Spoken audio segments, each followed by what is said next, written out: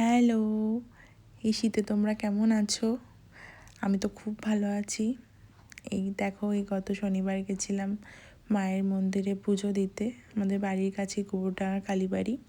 তাই সকালবেলা তাড়াতাড়ি উঠে স্নান করে রেডি হচ্ছি। আর এই যে মন্দিরে চলেও এসেছি। আর এই যে শনিবার মানেই তো মায়ের মন্দিরে খুব ভিড় হয়, মঙ্গলবারও ভিড় হয়। তারপর দুজনে লাইনে দাঁড়িয়েও পড়েছি। এই যে দাঁড়িয়ে একটুখানি পোজ তো দিতেই হবে আমাদের। অনেকেই জানো তোমরা, পৌষ মাসে মূলো দিয়ে পুজো দিতে হয়। তো তাই আমরাও মূলো দিয়েই এসেছি মায়ের কাছে পুজো দেবো। আরও অনেক কিছু ছিল। এই যে দীপ ভাই, আমি একটু পোজ দিলাম, দীপ ভাই একটু পোজ দিল। তারপরে এই করতে করতেই আমরা ভেতরে ঢুকে পড়লাম। আর ভেতরটা দেখেই বুঝতে পারছো মন্দিরটা অনেক পুরনো। যারা জানো তারা জানবে যে অনেক পুরনো মন্দিরটা। লেখাও আছে ওখানে মন্দিরের ব্যাপারে সব কিছু। আর এই যে মায়ের মুখ দেখলেই সব কষ্ট যেন শান্তি লাগে মায়ের মুখটা দেখলে।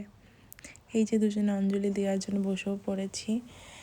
আর এত ভিড়ের মধ্যেও খুব সুন্দরভাবে পুজো দিতে পেরেছি মায়ের সামনে বসে। তারপর এই তো অঞ্জলি দিয়ে চলে এসেছি, মাকে একটুখানি ধূপ মোমবাতি দেখিয়ে। আর এইদিকে ইনি পোজ দিচ্ছে আমার ফোন নিয়ে। তারপর এবার চলো বাড়ি যাওয়া যাক। খুব সুন্দর পুজো দেওয়া হলো আর দিনটাও খুব সুন্দর কাটলো। বাড়ি এসে দেখছি গরম গরম খিচুড়ি আর বাঁধাকপি। এই যে সব খেতেও বসে পড়েছি। আর আমরা জানো তো এভাবেই কাটাই দিনগুলো, খুব আনন্দে সবাই একসাথে। আর এই যে আমাদের বড় মেয়ে আর ছোটোটা তখন উপরে ছিল। তারপরেই উঠলো বাড়িতে ঘটক যাই আমাদের। চলে এসেছি পিঠে বানানোর জন্য।